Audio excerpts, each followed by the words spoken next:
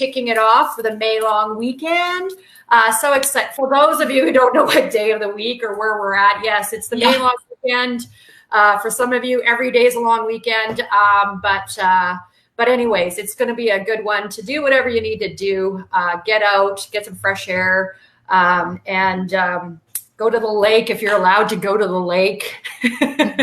But still enjoy, but still practice some social distancing. And we're almost there. We're almost at the finish line or the opening line or whatever you want to call it in this sort of craziness that's going on. But with that being said, I hope everyone can hear me. And if you can't, or you can, or why don't you just put something in there and please say you can. Oh, looks like Lenore, my friend Lenore, can't hear me. I've got my mic on.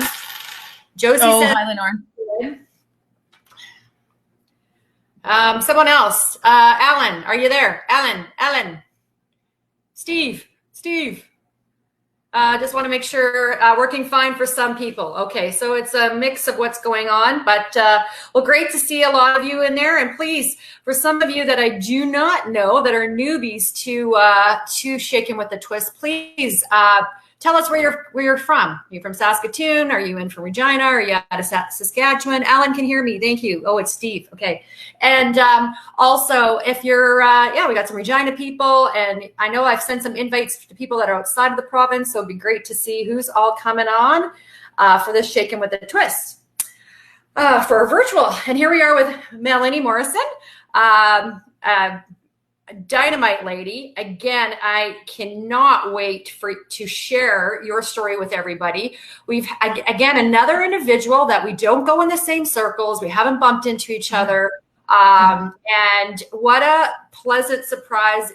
It's taken this long for us to connect, and just hearing your story, I am just so excited to share it with everybody today. So, but I do have to do some housekeeping things beforehand, so we'll get there. But anyone in the meantime, if you wish to put your questions, please do so in the chat room, and I'll see how it goes. Again, just trying to coordinate myself here on how to do all this technology. So as I ask the question, if I see something that's in the chat room that looks like a question that pertains to the question that I'm asking, great. I'll see if I can fit that in. If not, if it hasn't been answered throughout the whole question and answer period, then we'll get to the part where we turn it over to you, the Twisters, to see what kind of questions are out there for her.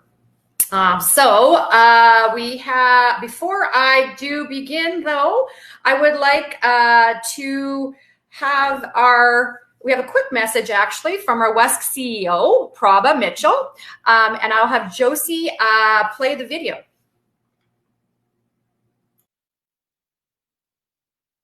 Good evening, everyone, and welcome to the second virtual Shaking with a Twist. I'm looking forward to this evening with Shauna and Melanie, and hearing from Melanie about how she's in the tech sector through these times. I have a special announcement to make. Next week is Women Entrepreneurs Week, and WESC has a series of activities planned throughout the week, so please stay tuned. In addition, we are releasing a special report that we commissioned through PwC to look at how women entrepreneurs are doing in our province. Titled Women Entrepreneurship in Saskatchewan, that report will be released on Wednesday at 9 a.m. Please join us then. Thank you, everyone. Have a great evening.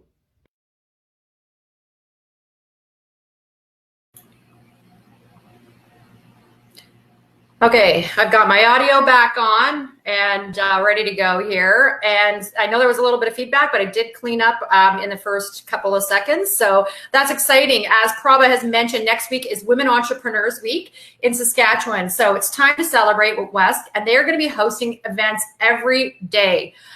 So basically, I've got a few slides that are going to pop up as I kind of try to time it and talk about it. But basically on Tuesday, May 19th at 5 o'clock, our sister, I guess, event, just like Shaking with a Twist, is Uncorked in Regina. And we have the wonderful and beautiful Darcy Lang, motivational speaker and trainer, fantastic lady. I've had the privilege of being in some of her webinars, and she did present at our hotel. She stays at our hotel. She's a lovely lady.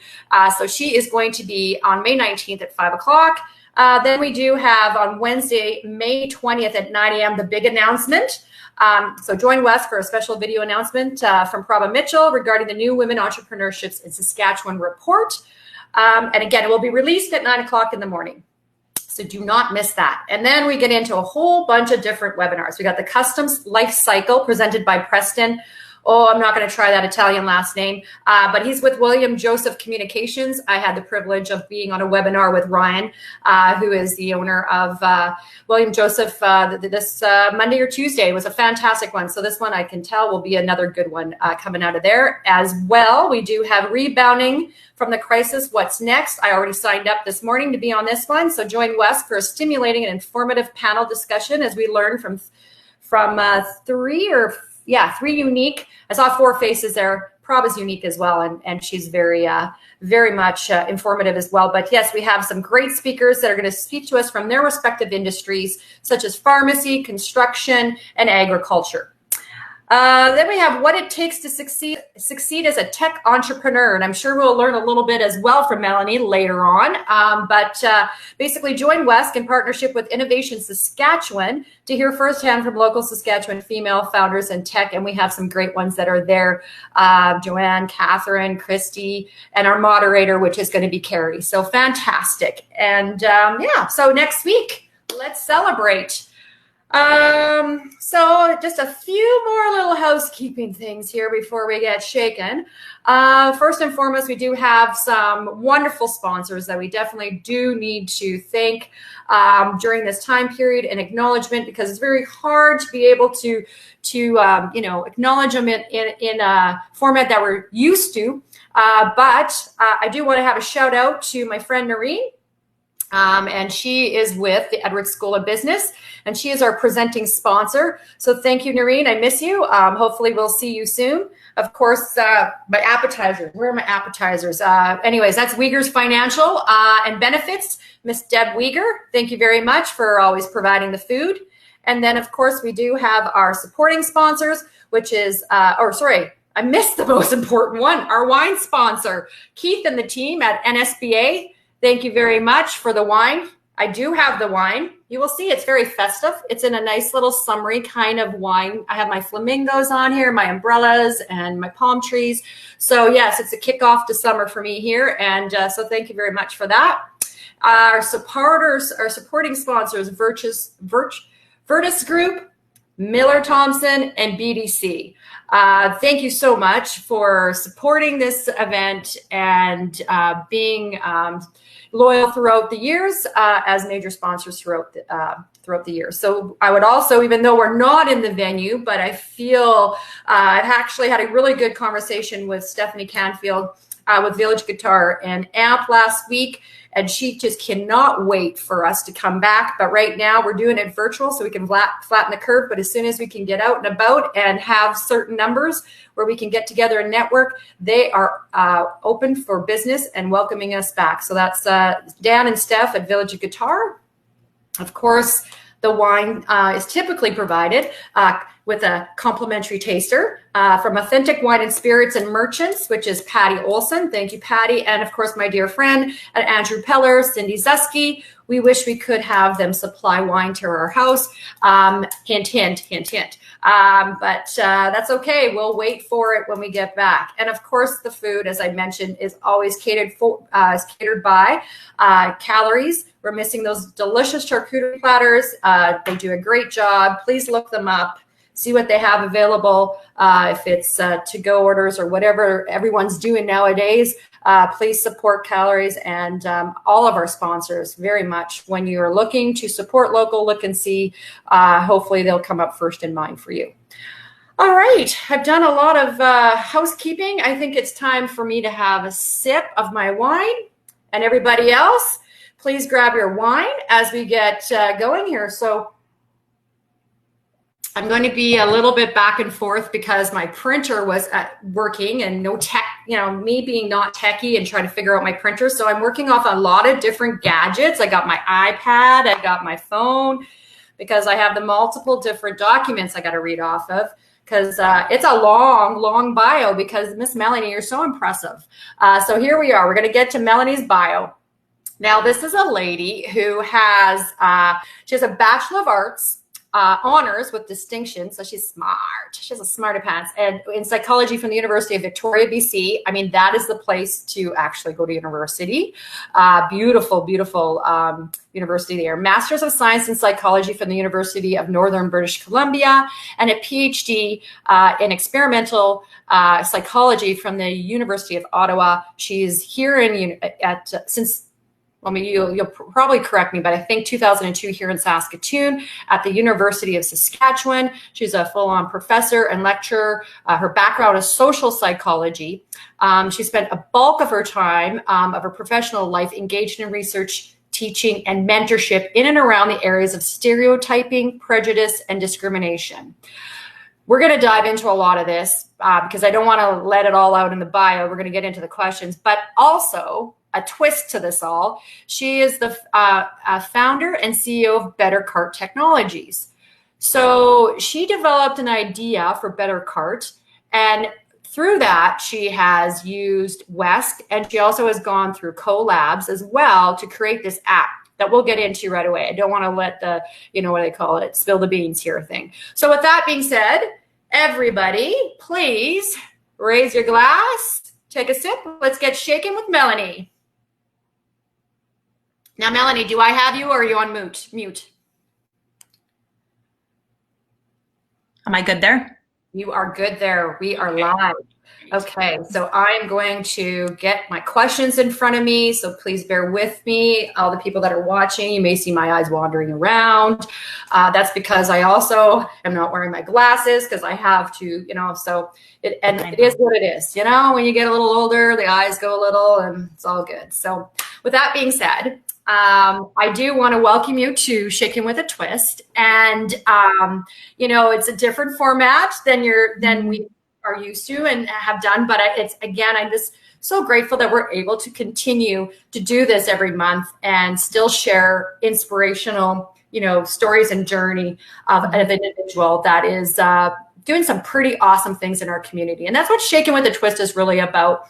Is sharing a story to our audience and to see if there's any lessons they have learned or any tidbits or tips that they can, take back and maybe motivate them or maybe have them change their way of thinking in their own business.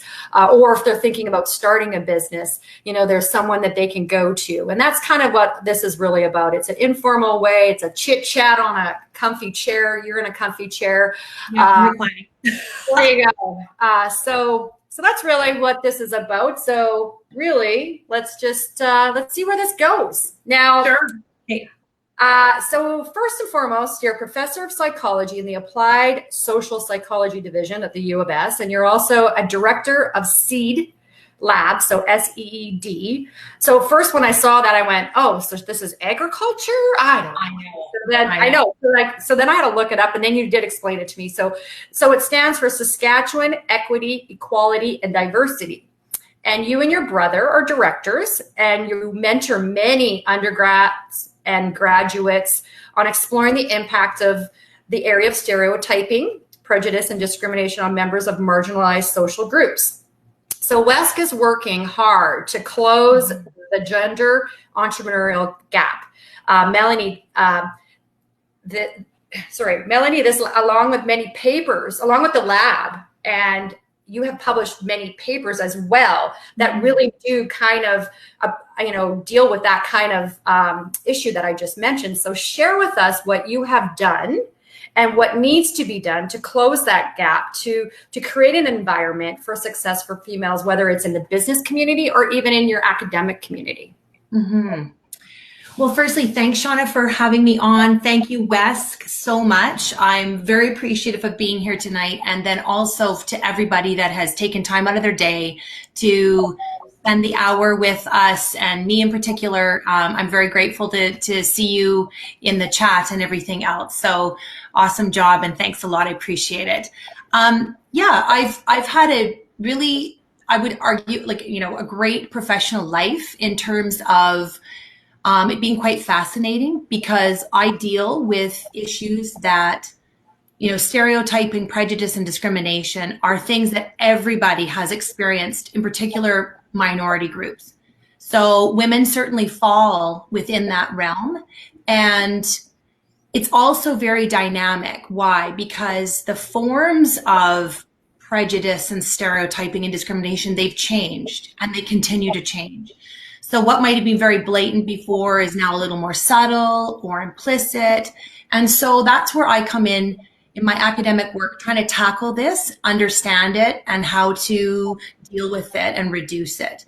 When we look at women in the workforce, some of the stereotypes that they would have been met with in the 50s and 60s, for instance, working outside the home, there would have been a wave of shock. People would have been concerned about the welfare of her children, if she had any, thinking that, it was a pathway to their delinquency, that type of thing, and why isn't she at home with them? Because that's exactly where she's supposed to be. Now we look at it, we know that, 85% of women work outside the home for paid, for paid work. And the stereotypes have changed, right? So now we've got women going into the workplace where they might be viewed, if they have kids, as being soft, nurturing and warm, but also indecisive because of that. They've lost their ability to make clear-cut decisions. They're fuzzy, they're less invested.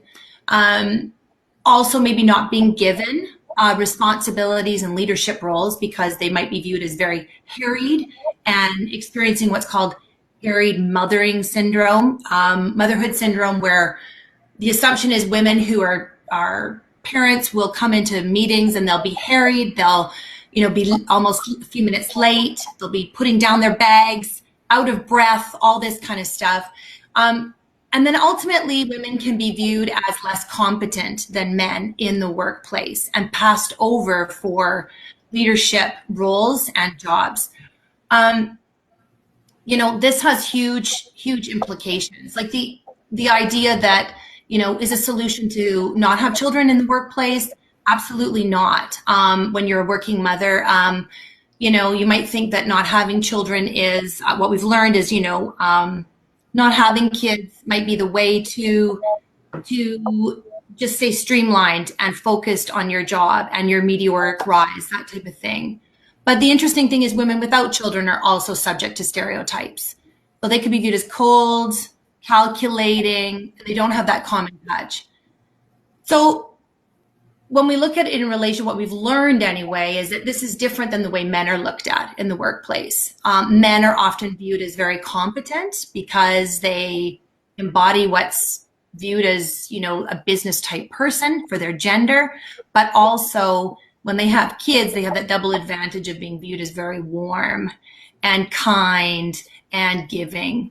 So this is the paradox of women working in the outside of the home, and this can be a challenge for women as we take on roles, and certainly for women without children in the workplace as well. We also know in academia that there are systemic barriers, so we don't see as many women occupying leadership roles.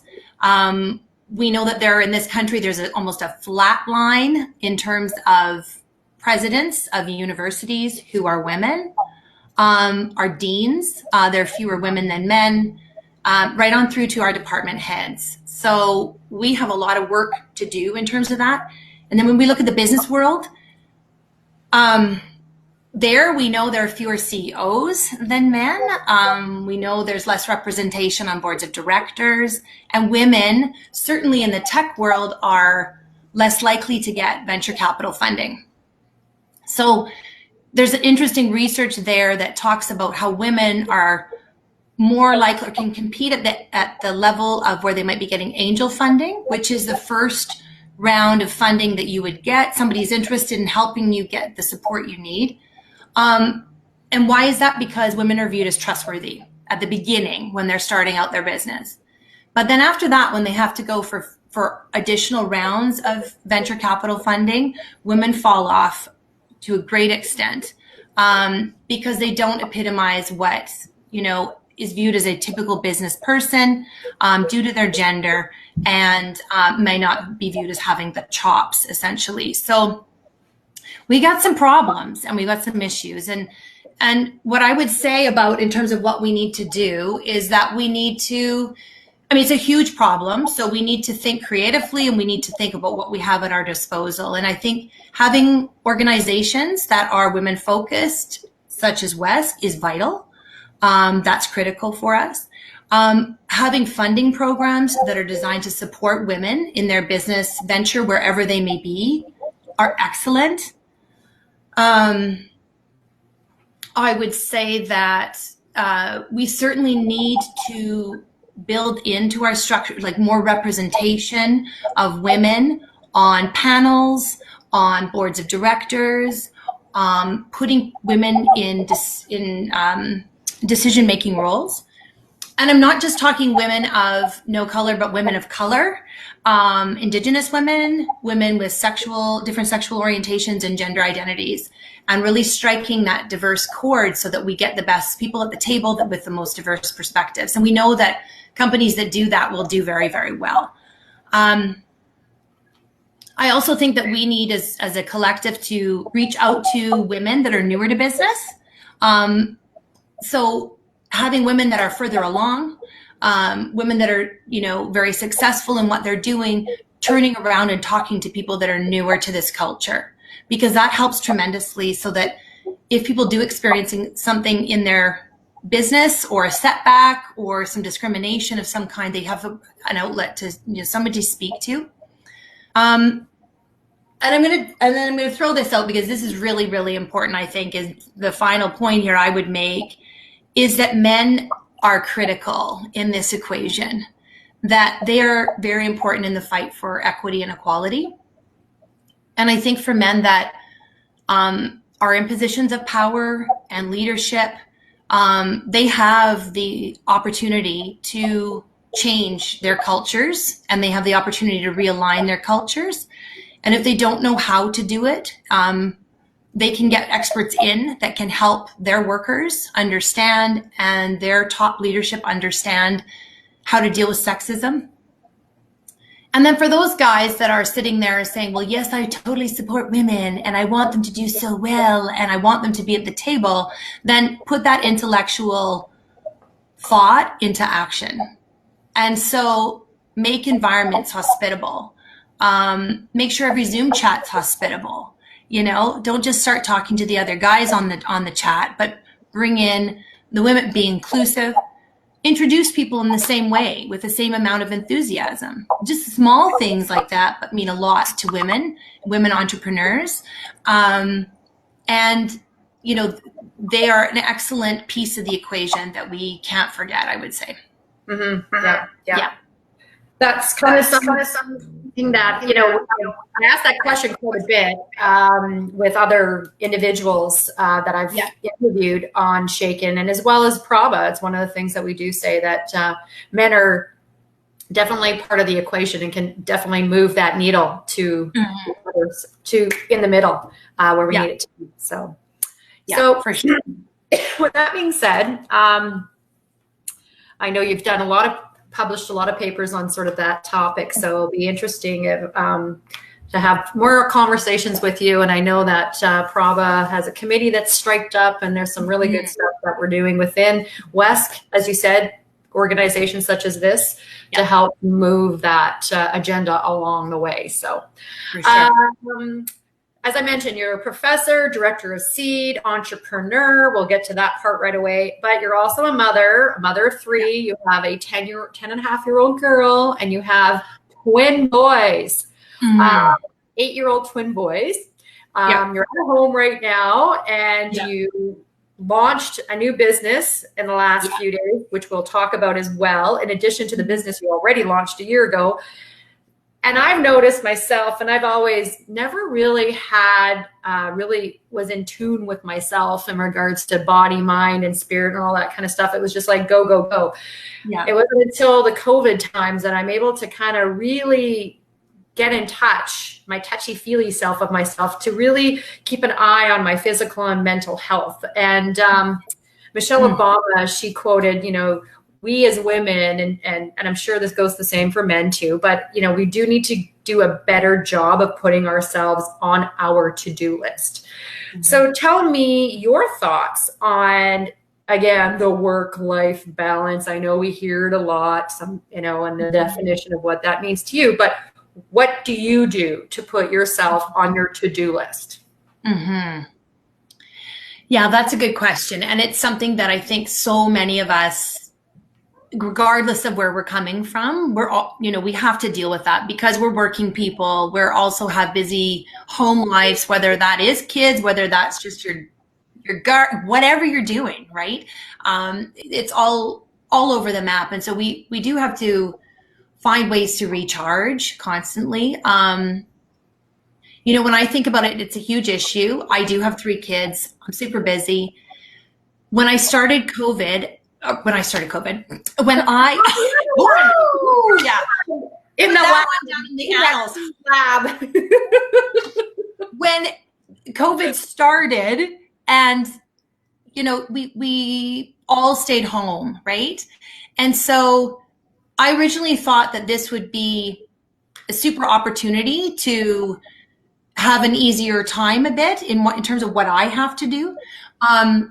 But it's also been hard for me because I've had to shut the door a bit, to do the work. And that's been a bit of a challenge, even though I would have thought initially that, oh, this is great. We can all just, not great, but hunker down and we'll be in one spot, and that's okay. It'll be a very simpler existence. We're all concerned about everyone's safety, everyone around us, around the world. And that things might be a little more streamlined and easy, but not necessarily. And I think, just me trying to find space and time to get the work done has been a bit of a challenge around the kids. But in terms of generally what I think about when I, in terms of my lifestyle and how I manage it with my business and my work at the university, I have to tell myself that I'm doing the very best that I can. And that with what I have, and if I forget that, if I'm struggling and I feel like that's a bit depleted, that sense, then I have to reach out to somebody that will just remind me that, hey, Melanie, this is what you're doing, and it's okay to do what you're doing. Sometimes that's my mom, sometimes that's a girlfriend, whatever that may be, whomever that may be. I also have to acknowledge that I am really busy, so that I, have to make some decisions that I might not have had to make a few years ago.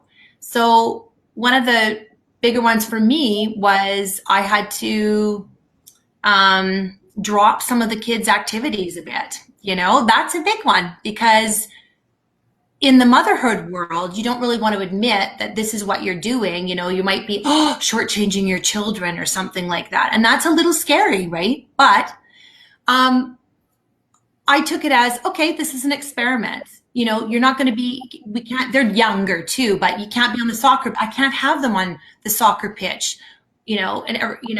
all around the city every single night and still be doing the business commitments that I have. So I had to shift there and make those decisions. And then I just viewed it as, and I would recommend this, just take it as an experiment, 6-month increments. That's your background. You said experiment. I'm like, I feel like I'm an experiment right now. I feel like you're probably writing notes. You can give them to me afterwards. No, I can imagine some of your friends going, okay. But yeah, no, I never thought about that, right? Like, yeah. Out and see. Now, I did notice, though, on your CV that you have taken some sabbaticals, too. Yes. Yep. Yeah. So those are great. Those are great opportunities the university sets it up that way so that you can take that time away from the university to write and do your research. So that's always been great. And I'm actually going into a sabbatical starting July 1st, which is incredible. Yeah. So that's going to run till the end of December, which is awesome.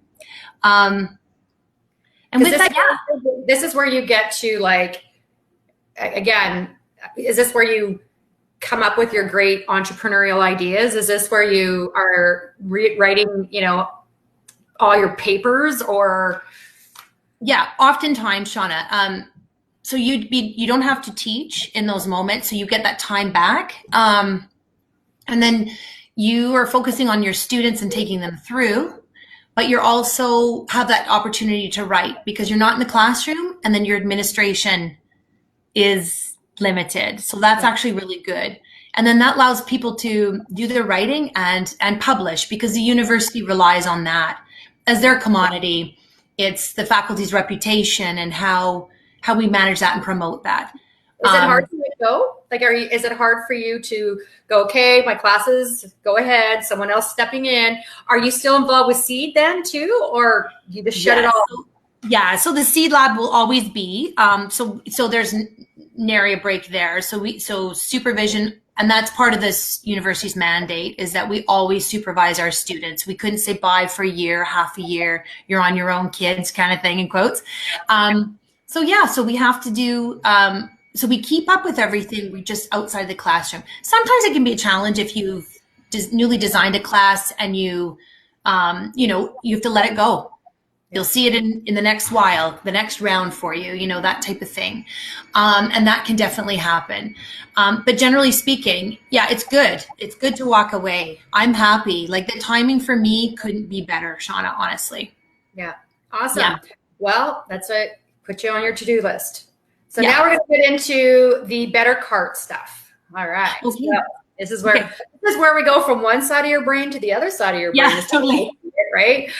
So this is a two-part question, so it's going to be a long one. But first of all, let's talk about BetterCart. I totally love this smart shopping app. So I was on it last week, probably too late, because I should have been on it prior to this, because every time I've been going to the grocery store, it's like I've been noticing the prices have been creeping up. Mm-hmm. And so again, your app takes out and it sorts via grocery store chains, locations, compares prices of food. I mean, brilliant. So that you can dump it into a cart, and you can figure how much you're saving by this location, that location. Yeah. So how does a person who has a psychology degree just one day go, oh, well, maybe on your sabbatical, you're probably sitting there, maybe you have a cocktail in hand and you're going, I'm going to be an entrepreneur, and better yet, I'm going to kind of be a tech entrepreneur, and I'm going to create an app, and it's going to do price shopping. Like, well, I mean, I do like to shop, so so share with us how that came to be. Yeah, well, thanks for asking that question, because there could have been a lot of starting points, right, in my life. Back from the way I was raised to my experiences. So, for instance, in grad school, I would, the only fun you could really, you'd have a lot of fun, but, sure, you change your hair color, you go out and buy, at a grocery or at a pharmacy, Shoppers Drug Mart, that type of thing. You go out and buy a product of some kind. It's $9.99 at Shoppers Drug Mart, and the same product is $14.99 at London Drugs. Now, that's a lot of difference, especially when you're on a very limited income. And I certainly was as a grad student, definitely. And then it wasn't until I had my first child that I was shopping for diapers, and I was bopping around. It's a time when you have your first child, it's a frenetic time. You don't know when you're going to get to the store. You can hardly have a shower, like all of this type of stuff. Parking, that's right at the front. That you're it's a nightmare. Yeah. And you don't know when you're going to get back to the store. So you usually buy in bulk, like for the best of your ability. You can't run out of diapers, and there's certain set things that children need, babies need. Oh, there's a cat. Hi. Oh, that's okay. That's personable.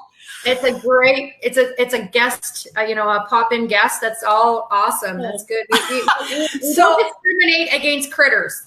No, perfect. So, so I was out, and believe it or not, I was buying a Vino diaper cream for my daughter, Karis. And I bought about six little, boxes there, and they were $7.99 at a store. And 2 days later, I was at a different store, and they were $4.99. And that was an $18 difference. And I thought, here I am on a parental leave. I'm on mat leave here. The income is reduced. And so this matters. This totally matters to me. It matters. And I'm sure that it would matter to other people. But then I got really busy in my life, and I had my twins 2 years later, and I there was no way I was buying diapers for 2 or 3 because the little one was still in it too, or the girl, right? Yeah. So exactly. So it was super busy. So this idea went on hold, and then it was 2018. So fast forward several years, and I said to my mom, I was visiting her in Victoria, and I said, Mom, I have to do this, because I felt almost paralyzed. I was so scared to look at anything new in the grocery industry in case somebody was doing this already in Canada. And I was very nervous, and I followed things in the UK, whether anything was moving in the States at all. And I was on tenterhooks kind of thing. And then I said, I have to do this. And here my mom was at the time, 73 years old. And she's the one that said, Melanie, but I said, I don't know how to do it. I don't know how to do it. I'm not a technical whiz. I've never taken a computer science class. And I don't know, what am I going to do? Go around and take pictures of everything and put it on this site? How is this going to work? So then I was put in touch with a friend of just my mom's friend. They're retired nurses together, and her son. And we've been working together since that time. And I really started in earnest in September of 2018 and became incorporated in October 2018. So over the last while, it's been about a year and a half, over that a little bit. We've just moved mountains, and we've gone to develop this app that's designed to save people money. We know grocery prices are skyrocketing, like you said, Shauna, like they're going up. Yeah. And that's the thing, you can see it, but we don't have any recourse short of shopping some flyers. The flyers don't even tell you the regular prices anymore. If you were shopping with the flyers, that type of thing, they've minimized all the information that they give to consumers. And so what we're trying to do in a very transparent, honest way is open this up for people in this country to benefit from and to help them put food on their table and keep it there. So you obviously have worked with, so tell us a little bit about the whole Wesk and Co Labs experience. Sure. Yeah. Sure. So when I decided. Hands, by the way, I know you're probably, I'm Ukrainian. I have long-winded questions that finally come to the point, and I use my hands a lot. So just letting you know, it's the Ukrainian in me. No, it's perfect. And I talk with my hands all the time too. So when I decided I was going to do this, I was out in Victoria around July, August, and then September I dropped in. The very second day I got back into town here in Saskatoon, I went and signed up with Wesk because I thought, oh, this is great. They have help written on their front, their banner outside. So this is great. And I thought, okay, this is an entrepreneurial endeavor. I have to go see what's behind this door. So I did. And then I got connected with a business advisor there who I'm still in touch with today, and getting to know who's in Wesk, and, seeing Prabha on occasion, in various meetings and at conferences, and following the Wesk group and attending Shaking, with a Twist, and remember walking in there the first time, not knowing anybody, taking a chance. And then I signed up through that business advisor. He recommended that I go to a community event at CoLabs. And CoLabs is in Innovation Place on Research Drive. They're attached to the university, and they run a starter program called Co-Launch. And so I applied there and then started that 2019 in February. And then you go through weekly meetings up until April, the type thing. And then I ended up, you pitch and you pitch and you pitch and you try to live to fight another day kind of thing. And I ended up winning it. So that was awesome. I mean, it was incredible. So now I'm, being in this culture for a bit, getting to know more people. There's so many valuable resources that I'm benefiting from, and I'm actively going after it. You know what I mean? In that regard. So to try to get much happening there. So now here's where the crazy Melanie superpower kicks in. You've been described as this person who is can like tell the future and what's going to happen. You're this visionary leader thinker. You were nominated. I find this so. You were nominated for a lot of awards in your academic career, and one of them was in 2017 at the U of S, and the award was described as a game changer slash innovator. And I just love that, game changer, innovator, putting those two together. So here we are. Is it a year later or 2 years later?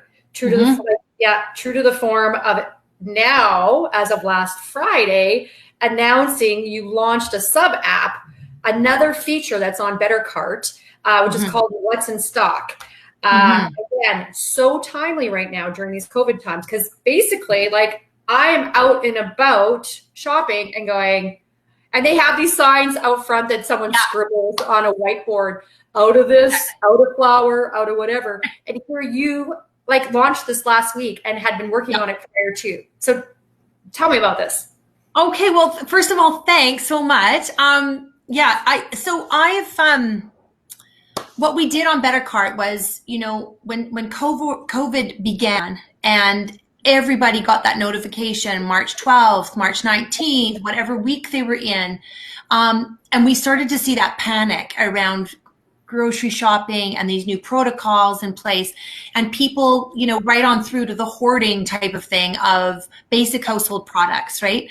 So what we thought of, you know, in our team, we were thinking originally dealing with, you know, a TP finder kind of thing, you know, would that be a good, and of course, yes. And then what I decided as CEO of BetterCart, I thought, okay, we're a young company, yes, and I have, you know, a developer and a half, and I have a new intern coming on who started 3 weeks ago.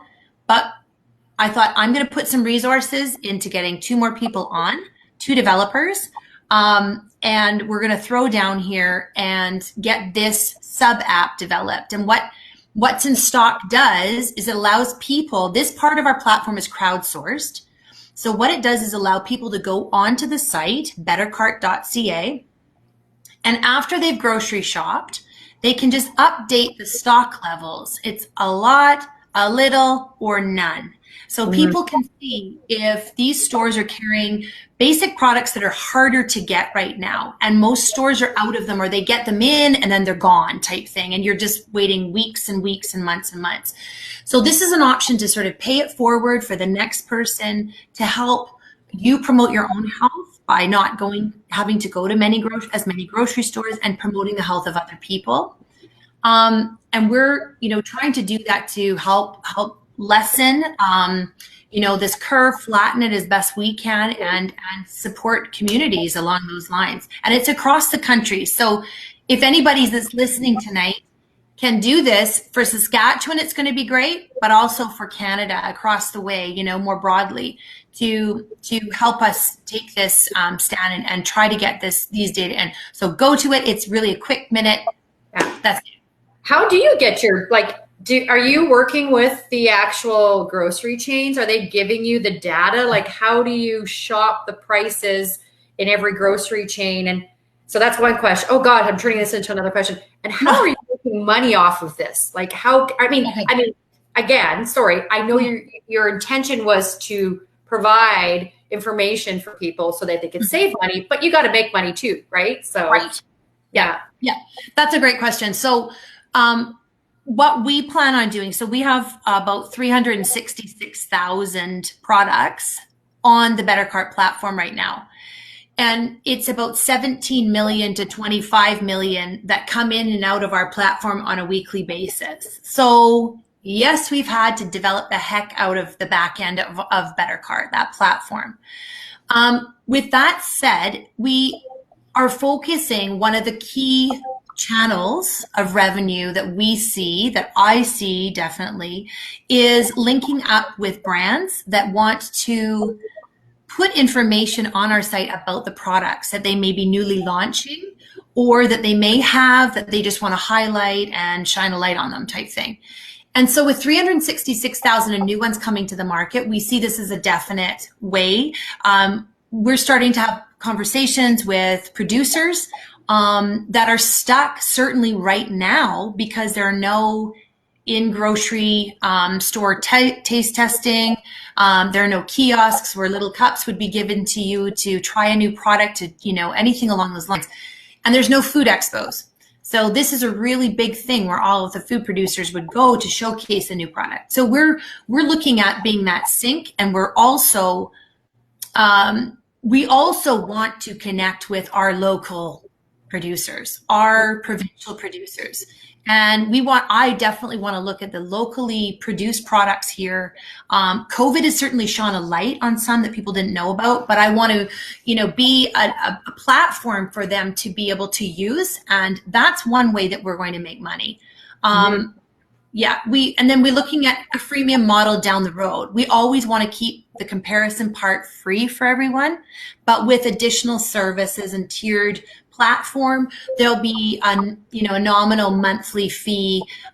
But the monthly fee we're talking about, is not going to break a bank. Why? Because you can save that just by going on BetterCart and checking a few products alone. Yeah.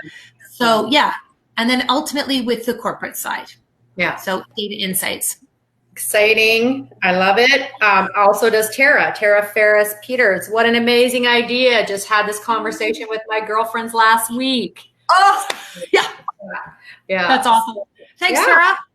Yeah, this is so again, I encourage everybody to take a look at the app, and then when you talk about updating and doing that, helping you and that would be perfect. Helping you put all the data in as well. So that's for sure. Good job. My mind's blowing now how you can, like, in year one, now the next launch will be like expanding it outside of groceries, right? Like liquor board stores. Like, we're out of my favorite Malbec, right? So where do I go?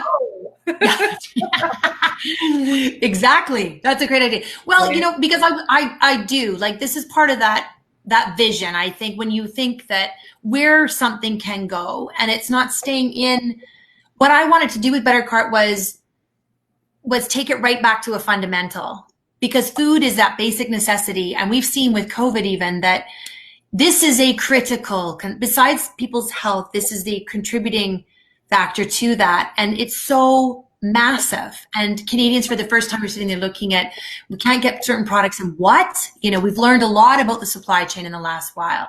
And so food for me is that basic piece, but then layering on, I'd love to be in the drugstores. I'd love to be in pet food, pet stores along those lines. Home Depot, Lowe's, Rona, Canadian Tire. Come on. If you have to buy a drill or something like that, where is it cheapest? Let's go. And the funny thing is, is that we have this for our hotel rentals, our car rentals. We have it for large, electronic purchases, but we don't have anything for the day-to-day. And this is what is really a pain point and major pain for the consumer, because it's this that prevents us from doing a lot of other things. Mm-hmm. And as these prices rise, we can't keep up, and a lot of Canadians can't keep up. Yeah. All right. So we're going to jump over to another question, and we're almost coming to the end here. So everybody start getting your questions into the chat area. I see a lot of my good friends here having a glass of wine. I got Tracy who's outside. We've got Lindy who's having a glass of wine. I'm sure there's a few more of us. So anyway, 2002 is when you started your psychology degree. Yeah. And here we are 18 years later, few different jobs. I mean, experience that you have, few different university positions, many papers published, new tech business that's evolving, a mother of three, wealth of experience. What piece of advice or pieces of advice would you have told young Melanie 18 years ago? Sweet young Melanie. Yeah. Oh, different time. Yeah. This is a good question, because I think you go through the day-to-day and you're always wrapped up in what you're doing, and one's, foot in front of the other type of thing. I guess I mean, I made a decision early on. I always loved business, but I chose psychology. And I think if somebody had told me then that you will be going through, that university academic system, and then when you are the age you are, you will start this tech company. I don't know. And to be bootstrapping it myself, which is in the tech world means my own money, and when my mom literally not so long ago in August remortgaged, and she was at time to remortgage, and she took a little bit of equity, and that's what I'm using to help me float the boat as well. Like, that's huge. That I would be doing this, it's a little crazy to think about it, but I guess I would say is that but I believe in this, and I believe that this is going to do what I want it to do. And I think if you have a belief that's really strong, that go with it with all your might, push everything aside, just go for it, tackle it, challenge yourself, jump through the rings of fire, and don't be scared to go into environments that you've never been in before, because you might be really surprised at the awesome help and support of other people that you never thought would come your way. Mm-hmm. Yeah. Yeah. So don't doubt yourself. Just go for it. Yeah. And with all your might. Go to mom. Mom will always give you some good advice, and maybe not. It'll be money. So it's all good too. Yeah. Okay. So my last question here, but I do have, for some of you who are new to this platform, after my last question, we're going to go to you, the audience. So please put in your questions. And then after that, we go into the 7 revelations of Melanie Morrison, which is basically a whole bunch of silly questions that really dive in. This is where the psychology of Shauna comes on to Melanie here. So with that being said, my last question to you, which is usually one that I always end with. So what or who has been a mentor or an inspiration to you and has made an impact on you? And this can be personal, professional, it could be a person, it could be an object. So that being said. Okay. Well, yeah, I mean, and I'd probably pick, there's so many people that have influenced me along the way and that have helped shape me. But I would say the key person in my world is my mom. She is somebody that raised 3 kids on her own. And when this is part of my background and the driving force behind what I do and who I am. And when she became a single parent, I have 2 brothers, and she raised us exceedingly well, I think, in times but she was a nurse and she didn't make a whole lot of money. And there were many times that she went to bed worrying about how she would make ends meet. It forced us all to get jobs very early. Hello, 11, you know what I mean? Like hustling. It increased our level of hustle. And so she's an incredible person in my view. And that's who I kind of have always had with me, beside me, and in front of me. And she's a most beautiful person, and I love her to bits. And she would be my inspiration. Aw. Now, is she here in the city? Where does she? No? She's in Victoria. Oh, okay. Well, that's why you went to school in Victoria. Well, at least you have a really good reason to get back to Victoria a lot, because Victoria is beautiful. Beautiful. Well, you know what? It's great to have strong women and in your life. And I think all of our moms can be those individuals. So awesome. Okay. So let's get to the questions. I got to figure out how to, I think Josie, who's in behind the scenes, she's like Wizard of Oz. She's like Oz behind the curtain, and she's going to give me some questions. So I wonder if this is a question. I think it is, but let's see. Kimberly, Absher, it says. Okay, I don't know, maybe. Anyways, this is my first WESC event, and it's eerily relevant. I have this idea for a different kind of food app that I can't stop thinking about despite having no training in computer science. I have a master's in marketing, so it feels far-fetched. It sounds sounds like your story. Like the first major step was talking to a business advisor? Question. So thanks for the inspiration. Oh, this is what it's about. If it just helps one person. That's awesome. Yes. Yeah. Yeah. Okay. So I would definitely get a membership with WESC, and that I would start. Which is free right now. Yeah, that's right. So I would start attending the events, and I would start going to the conferences. And then I would also look, because it's a tech company that you're interested in starting, that you check out co-launch as well. And then don't forget too that double back to WESC, because they have a program that might be continuing on called Founders Table, and it's for women in tech. So there's a nice synergy between these resources, and especially when you're getting started, you need all the help you can get. And don't forget, reach out to someone like myself in, outside of this moment in time, because I'm more than happy to speak to people about my journey and point you in any good direction, appropriate direction that I could possibly think of, because I think that's what it's all about.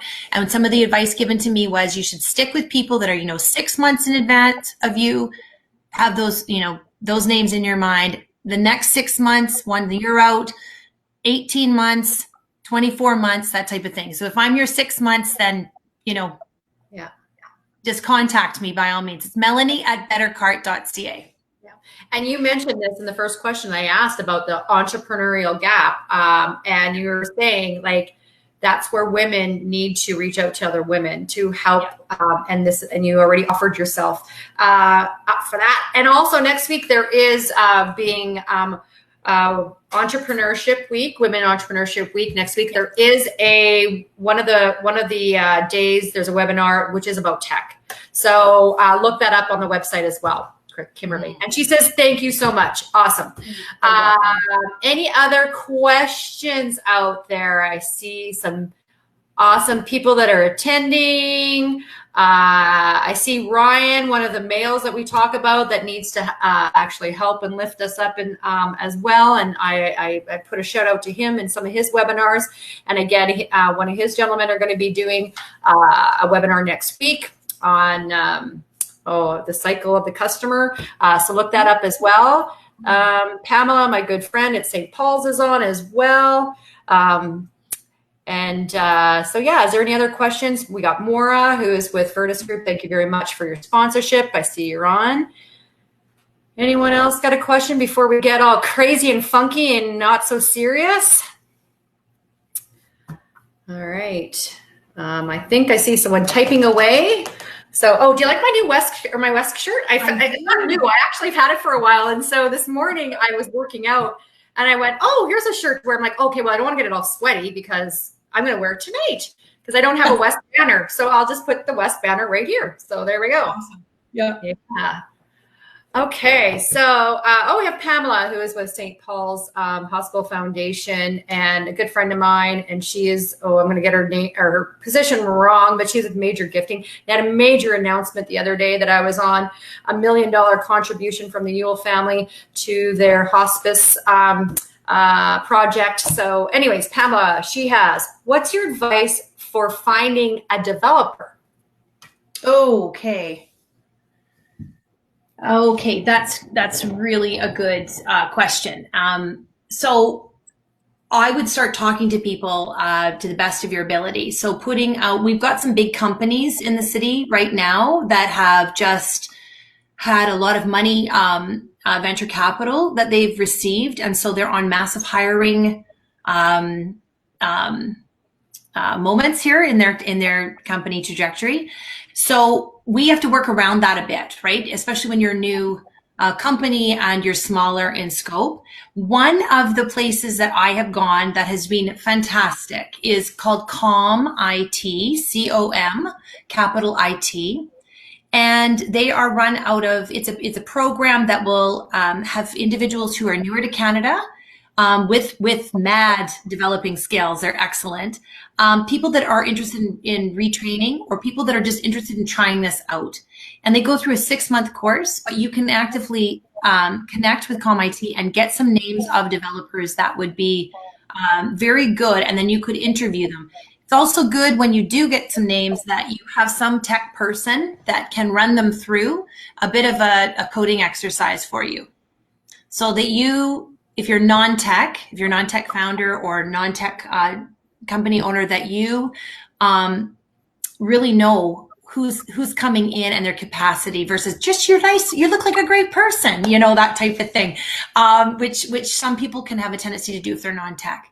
So just get somebody that you might know that could help run them through a coding exercise, and then you're going to get a really great person in. But ComIT has been super for me. Yeah. So like this kind of goes back to actually Kimberly's question as well. So like collabs, would they be someone that would help you and recommend as well? Yes, so they have Slack channels.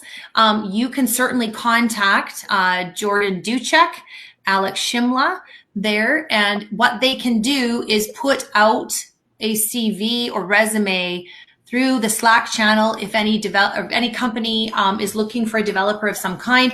So that's a way to do that as well. And then sometimes through Innovation Place, if, like Mike Wolf said, he will post things on Slack channel as well. So we can see, who's coming in, and people just want experience and to get going. But that's an avenue as well, for sure. Mm-hmm. Just contact the executive directors. Yeah. Again, it's men helping us out here in this situation, but also, it's something that you said and something that Jordan said, and actually it was Jacqueline Cook also within Desta. Mm-hmm. And this kind of helps, again, answers a little bit of Kimberly's question, because she was saying like she's got a marketing background, but she's not a techie person or a computer person. That's kind of like me too. Like I'm not techie at all. But they said it's not about that. If you have the idea, and because the collabs and the networks talking to you will help you. You don't have to. That's why you hire for that. You hire the developer. You hire the coder. You hire that person. You've got the idea. You're the leader. You're able to. You're the visionary, right? Yeah. So, yeah. And I'd say, Sean, it just it helps to have somebody that can just be that intermediary between you having that vision, awesome, and then having the people that are doing the development work. Like if you've got somebody that you can just check the tech out with, and somebody that can help you get the right people in, that's key. And so, I'm happy to help anybody think creatively about that as well, and maybe connect people with others as that could do that job for them, because that ensures you're not spending money that you might not get your return from. Yeah. I got one more question here, two more. So one, Lindy Dick says, how do you market a new feature like BetterCart's crowdsourcing inventory application? So what we're going to do, Lindy, to the best of our ability, is target as much media as possible. So this is just the process of just putting out a massive press release. And I'm going to have to probably go with as many people as possible, as many people in the media that I can get a hold of that might be interested in picking this up. So I'm going to do what I can do to the best of my ability, through any source of media at all, and then trying to hit up people that are positioned in areas where they're talking to 2,000 other people in this field, and start that trickle down a bit, or trickle up or across, whichever way we want to talk about it. And that's what I'm hoping for. But again, it's time sensitive. So this is going to happen. It could be something that carries on for quite a while. But so that's what I'm in the process of doing right now. And I'm open to any ideas too. Love to hear from the crowd. All right. So she said, thanks. I'm going to take this last question because it is getting on to the 6:05 hour, and I do want to get to the fun stuff. So the last question we'll take, and again, you already gave your email address out to anybody who wants to reach out to you, but how do you, this is a good one. I love this because I have crazy ideas and I can't hold them in and I let them out. And I'm like, crap, I said that like 10 years ago. Anyway, how do you protect your idea while you were developing it, like balancing your networking and finding resources and not being afraid that someone might take your idea? Yeah. Okay. Huge question, right? Okay. So I started talking to people around me that I knew that were like really family, friends, people that I knew that weren't, they're very trustworthy people. Also keeping it at a level where you're moving as quickly as you can, to the best of your ability, and talking when you need to talk about it, right? When you get further along in your development, talk about it. That's what you want to be doing all the time. And that's probably all you will do because you're bursting at the seams with this exciting venture that you're on. So yeah, I think you'll get the sense of how to time these things. Listen to your own instincts. If something doesn't feel right and somebody says, well, you should really be talking to this group, and you're like, I'm just going to wait a minute because I need to put this in place, this in place, this in place, then go talk to them. Trust your instincts on that because you're probably right. But it's a great question, Yeah, for sure. Everything's off the record, right? So anyways, that was awesome. There's lots of great questions and such a great idea. This is so awesome for me to be able to share this with everybody.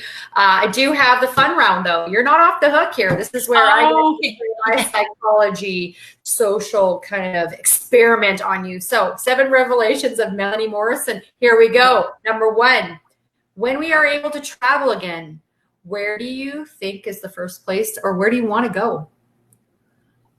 Okay, well, who knows when that will be? But I guess seasonally, I like Mexico. I'd go there just for 10 days of relaxation if I could. Yeah, just to recharge, sun and sea, and beautiful. Yeah. Okay, so here's a good one because this is I find this really interesting what people say because then I'm like, oh, I just did that throughout the whole interview. But what is your biggest pet peeve? Probably I would say rude people. When they don't have to be. So people that are snotty and have attitude. That's probably so. I'm pretty down to earth and I like people to be that way. And I like inclusion. I despise exclusion and I dig people who are really, really kind, It's nice to be around them. Good energy. Yeah. Awesome. Yes. Good karma. Okay. So you've got many talents, but what is one that we don't know? What's a hidden talent? Okay. I fancy myself an awesome hip hop dancer. Really? I like grooving. So it's good. So I just kind of get in my mode and, and shock my kids and just throw back like it's 1991, maybe. You know what? You need to start TikTok because there we go. I've been kind of like, I'm sorry, I'm going to let everybody know, but I'm like TikTok. Oh, makeup. Oh, I don't know. Do you see my contouring right now? I've been really good at watching a lot of TikTok on contouring. It was dance. I'm into food recipes on food. Oh, yeah. So you need to start a TikTok 90s hip hop. That's right. Yeah. Okay. Okay. So either just started reading or just finished reading or in the middle of reading, or something that you recommend you should be reading right now. Okay. So when you're learning something new, you do a lot of reading about things, and wish I could read for pleasure a bit more. But I have, one book that I came across not so long ago, really enjoyed. It's a good read. It's the collective of wisdom of high-powered women. And these are Canadian women. Cool. Yes, who have occupied various positions in companies. So they talk about, and it's part of what's called the Judy Project. which is a woman that was talking about, died probably in her 40s, very early. And about 2 weeks before she died, she had given this amazing talk and about equality and equity for women in the workplace and these huge companies and organizations and structures. And so for me, it's always been challenging to get some inside scoop, but these women, this collective, lets you in on their struggles and what they did and how they came out of it. And it's a really cool book. Yeah. Wow. That sounds nice stories of these women. Yeah. That sounds very relevant. Yeah. Here, Prabha said, Melanie, you are an inspiration. Thank you for this casual, fun conversation with many tips and tactics. We need to keep the momentum going in Saskatchewan on investments in tech startups. So, any thoughts on this? Absolutely. Yeah. Okay. So we need to keep it, the momentum in Saskatchewan investments in tech start. Yes. We definitely do. I've followed everything that's happened, during this moment in time vis-a-vis COVID, and trying to get a sense of, I'm jumping into that game in terms of looking for to raise money very soon and within probably the next 6 months. So yeah, I want to see as much as women can make as much headway as possible here, get in touch with the right people, get positioned very well. If you've had a stall in your business, which so many people have, Neil Dempsey would say, focus on your process, your operations now. So you're just coming out so much stronger.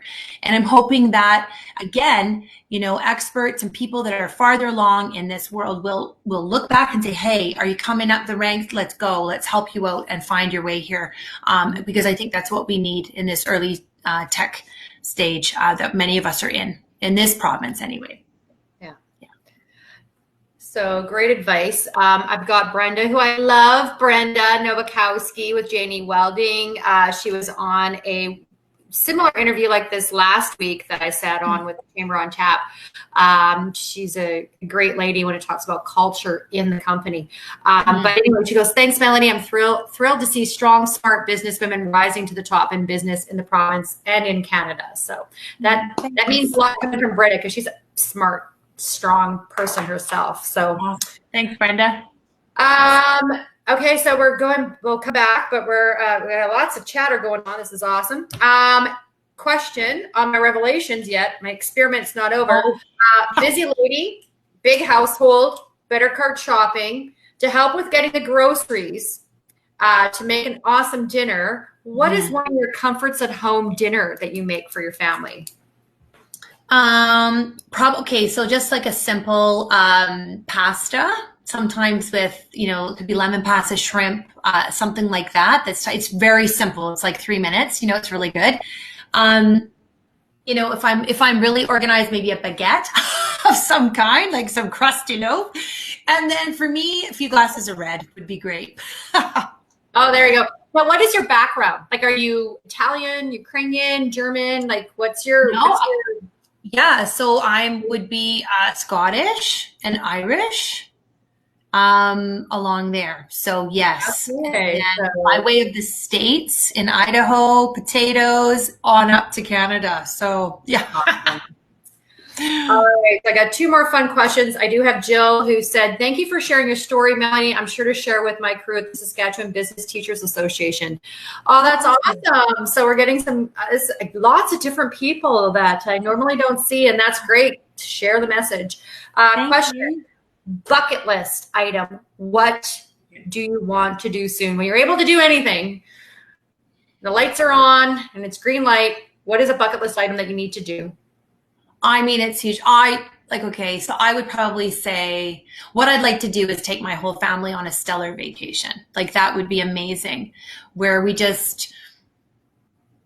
but a really nice one. You know what I mean? Like something that's just like a fishing trip or something, you know what I mean? Like something that's really beautiful and awesome. And, maybe some gorgeous water and a boat of some kind. And that, my whole family would be able to come and just hunker down and just be for 2 to 3 weeks. That would be beautiful. Ooh, well, Yeah. sabbatical's coming up, so. Yeah.